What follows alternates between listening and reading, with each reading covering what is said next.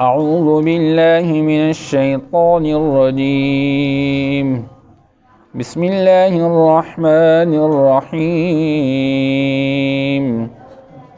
وذا النون إذ ذهب مغاضبا فظن أن لن نقدر عليه فنادى في الظلمات أن لا إله إلا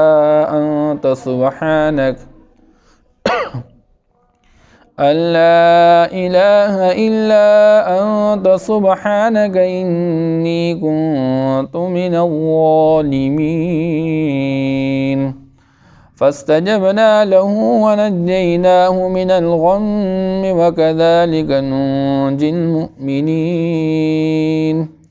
صدق الله العظيم. وذا النون إذ ذهب مغاضبا،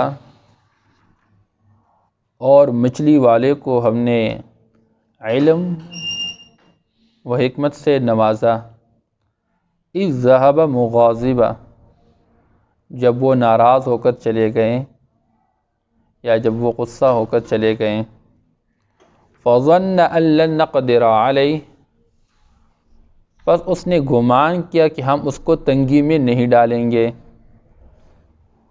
فنادى فی الظلمات، پس اس نے اندھیروں میں پکارا. اللہ الہ الا انت سبحانک، یہ کہ آپ کے سوا کوئی معبود نہیں اور آپ ہر عیب سے پاک ہیں، میں آپ کی پاکی بیان کرتا ہوں. انی کنت من الظالمین، یقیناً میں زیادتی کرنے والوں میں سے ہوں. ان آیات مبارکہ کا ماقبل سے جو تعلق ہے وہ یہی ہے کہ ماقبل بھی اللہ پاک نے حضرت ایوب علیہ السلام کا تذکرہ کیا کہ ایوب علیہ السلام اللہ کی طرف سے ناز و نعمت کی زندگی گزار رہے تھے،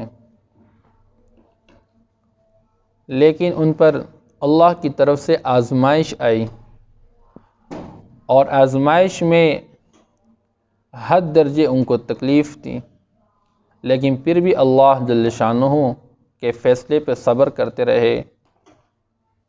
اس لیے انجامی کار اللہ جل شانہ نے ان کو اس آزمائش اور تکلیف و مصیبت سے نکالا.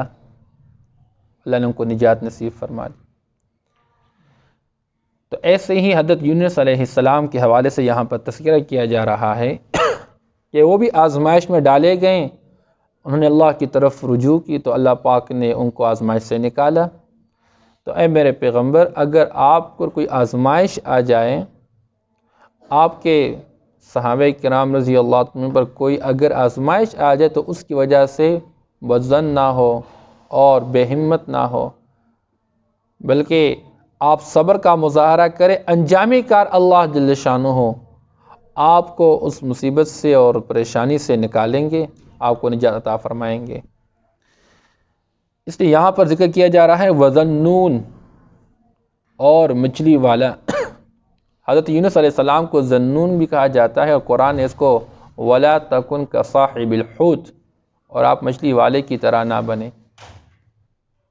تو مچھلی والے کو اس لیے کہا جاتا ہے کہ یہ مچھلی کے پیٹ میں رہے. اور اللہ پاک نے حضرت یونس علیہ السلام کے نام پہ مستقل سورت قرآن پاک کے اندر رکھی ہے، جس کے اندر ان کا تذکرہ بھی موجود ہے، اور زیادہ تذکرہ سورۃ الصافات کے اندر ان کا موجود ہے. بنیادی مسئلہ یہ ہوا تھا کہ یہ بنی اسرائیل کے انبیاء علیہ السلام میں سے تھے. اللہ پاک نے اس امت سے پہلے جتنے بھی انبیاء علیہ السلام کو بھیجا تو وہ ایک خاص قوم، خاص علاقے کے لیے، خاص بستی کے لیے بھیج دیے گئے. ان کی ذمہ داری تھی ان تک اللہ کا پیغام پہنچانا، ان کو کفر اور شرک سے نکالنا.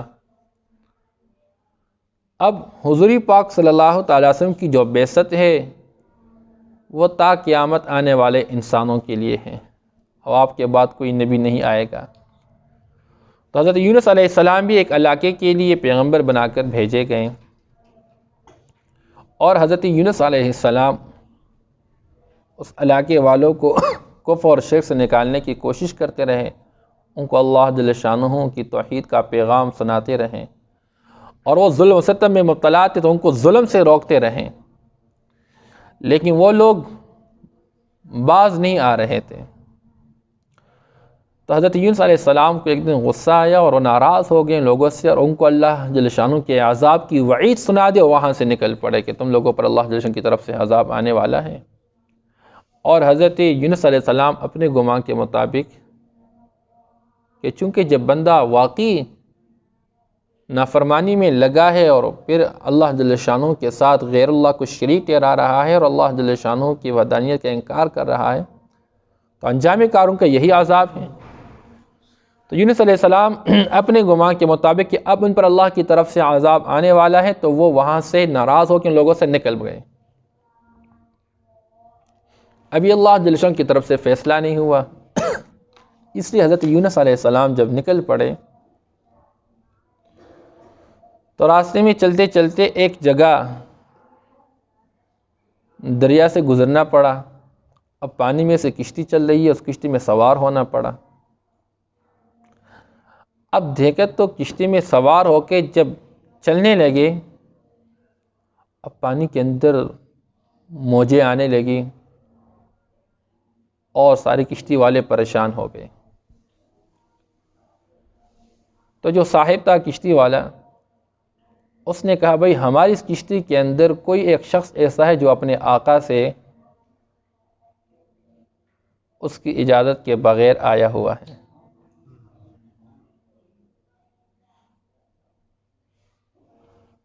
اب یہ جو آقا سے نکل کے آیا ہے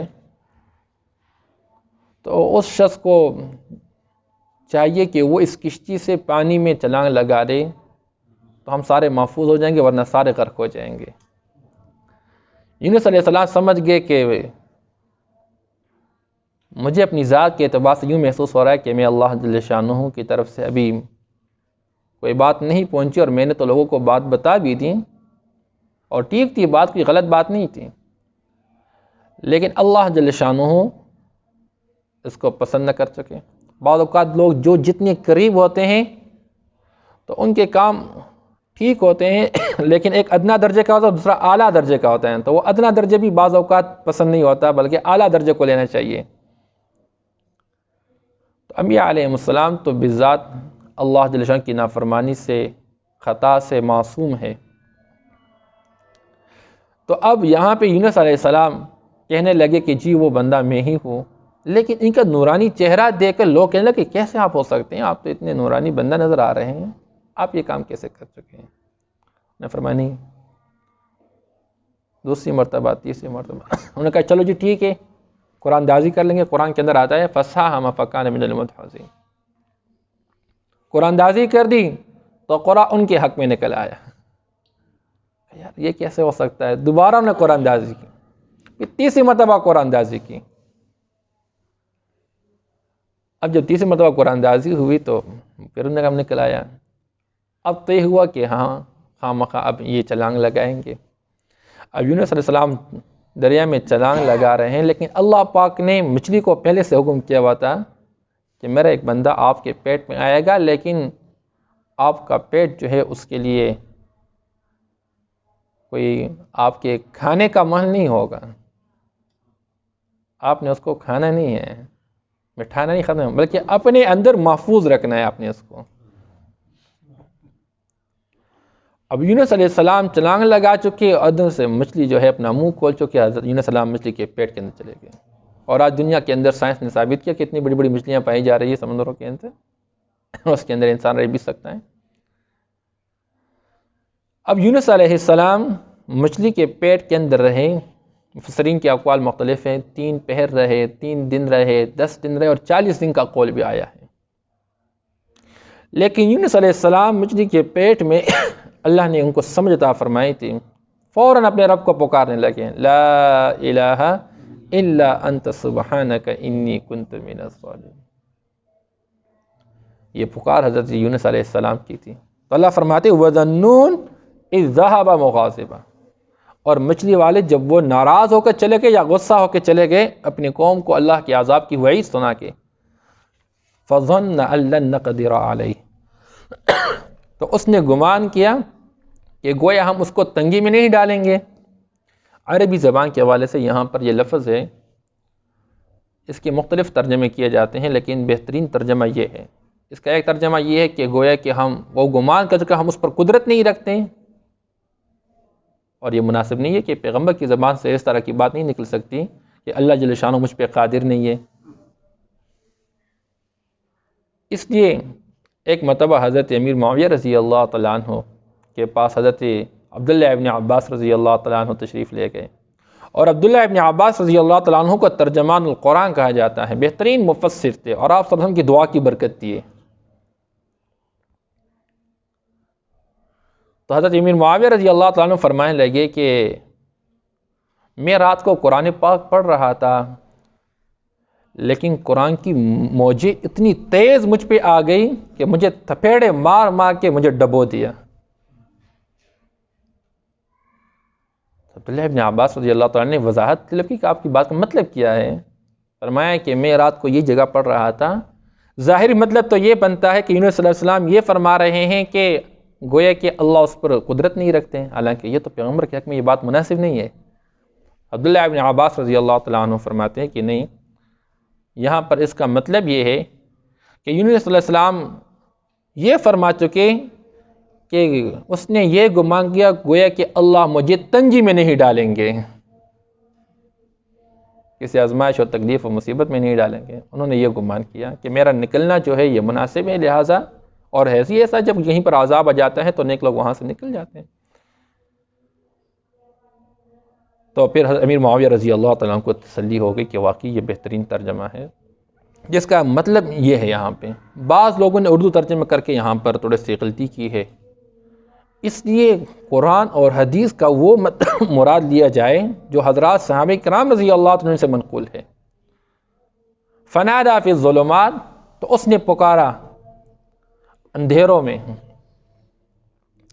ایک تو رات کا اندھیرا تھا، اور دوسرا پھر سمندر کا اندھیرا تھا، اور تیسرا پھر مچھلی کے پیٹ کا اندھیرا تھا۔ تین اندھیروں میں اس نے اللہ کو پکارا، اور کیا پکارا؟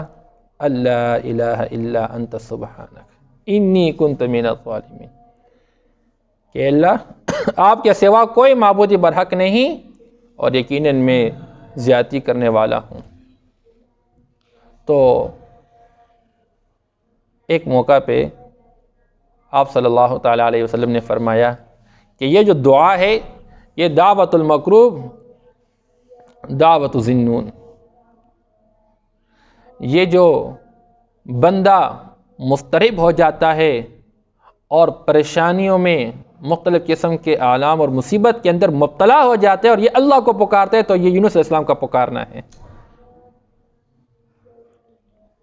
اب یونس علیہ السلام اللہ کو پکار رہے ہیں، اور ان کلمات کی برکت کیا تھی کہ اللہ جل شان نے مچھلی کو حکم دیا کہ اس کو اگل جا، اور مچھلی نے جب حضرت یونس علیہ السلام کو اگل دیا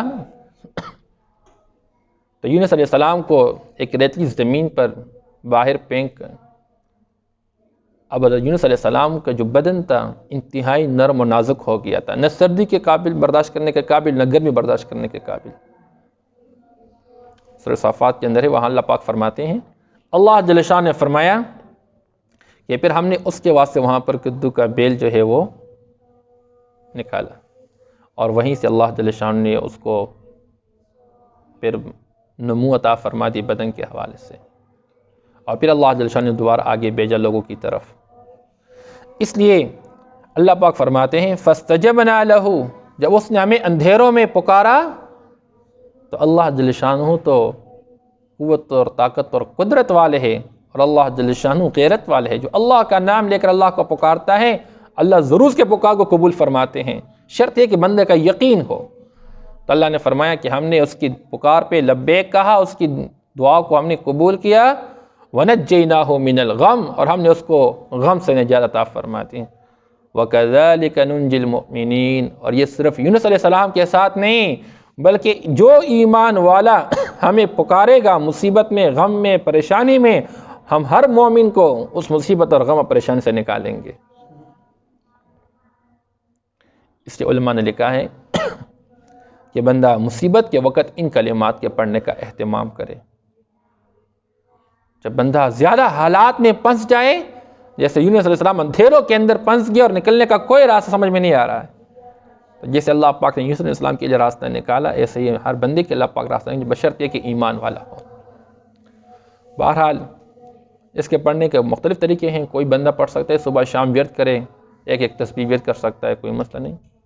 لیکن حضرات اکابر کی طرف سے اس کے پڑھنے کے حوالے سے 2 قسم کے طریقے منقول ہے، جو کہ اس پر تجربہ ہو چکا ہے اور تجربے سے ثابت ہے کہ مؤثر بھی ہے اس طریقے پڑھنا. وہ یہ ہے کہ اس کلمے کو مختلف لوگ مل کر پڑھیں، 1.25 لاکھ مرتبہ پڑھے، اس کے بعد دعا کرے، تو جو دعا کرو گے اللہ پاک وہ قبول فرمائیں گے. 1.25 لاکھ مرتبہ اکیلے پڑھے، لوگوں کو ملا کر پڑھے، تو 1.25 لاکھ مرتبہ اگر پڑھو گے اللہ پاک اس کے بعد دعا. ضرور نہیں کہ اس کے علاوہ اللہ پاک قبول نہیں کریں گے، لیکن علماء سے اور اکابر سے ایک تجربہ یہ ثابت ہے. اس کو فرض اور واجب نہ قرار دی، لیکن یہ ہے کہ اس کا ایک اثر ہے. اور ایسے ہی یہ بھی منقول ہے کہ بندہ رات کے اندھیرے میں 300 مرتبہ یہ پڑھے اور اس کے بعد دعا مانگے، اللہ پاک دعا کو قبول فرماتے ہیں. تو حضرت یونس علیہ السلام بھی اندھیرے میں اللہ کو پکار چکے، اور آپ بھی رات کے اندھیرے میں پڑھے اس کو 300 مرتبہ. کسی مشکل کے لیے اللہ پاک اس کو آسان بنانے کے، حل فرمانے کے. وَذَنُّونِ إِذْ ذَهَبَ مُغَاضِبًا، اور مچھلی والے کو ہم نے علم و حکمت سے نوازا. اِذْ ذَهَبَ مُغَاضِبًا، جب وہ ناراض ہو کر چلے گئے. فَظَنَّ أَن لَّن نَّقْدِرَ عَلَيْهِ، پس اس نے گمان کیا کہ ہم اس کو تنگی میں نہیں ڈالیں گے. فَنَادَىٰ فِي الظُّلُمَاتِ، پس پکارا اس نے اندھیروں میں. اللہ الہ الا انت سبحانک، اس کی پکار کیا تھی، دعا کیا، اے اللہ آپ کے سوا کوئی معبود نہیں. سبحانک، آپ ہر عیب سے پاک ہیں، میں آپ کی پاکی بیان کرتا ہوں. انی کنت من الظالمین، یقیناً میں زیادتی کرنے والوں میں سے ہوں. فاستجبنا له، پس ہم نے اس کی دعا کو قبول کیا. ونجیناہ من الغم، اور ہم نے اس کو غم سے نجات دے دی.